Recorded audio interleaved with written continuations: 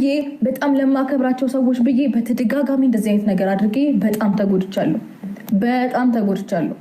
ህይወቴ ውስጥ ቻሌንጅ በቻሌንጅ ነው ያለፍኩት። ምን አይነት የሚያስጠላና አስቀያሚ ጊዜያቶችን እንዳሳለፍኩኝ እኔ ነኝ የማውቀው። ወንድ ልጅ ነው ወጥቶ መኖሩ ምንም የሚደንቅ ታሪክ አይደለም፣ አዲስ ነገር አይደለም። እሱ እኔ ነፍሰ ጡር ሆኜ ብቻዬን ኖር ያውቃለሁ። በቃ ስለዚህ ይሄ ኖርማል እኮ ነው። አሁን እኔ ከብቷል ብዬ አይደለም፣ ግን ለማየትም አጠገቡ ስትሆኝና ሳትሆኝ ኩላ አይደለም ታይቶናል እኮ ችግሯን እኮ ተነተነዋል።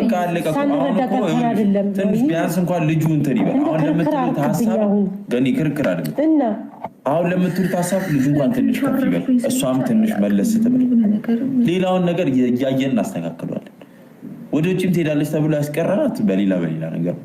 አሁን ግን መሄድ አለበት። ፕሮሰሱ ተራዘመ እንጂ እኮ ነው ማለት እኮ እሱን ነው የምልሽ። በዛ ሰዓት ያስቀረነው ይሄ እንዲቆይ ያደረግነው በሆነ ሪዝን ተራዘመ እንጂ ምንም የቀረ ታሪክ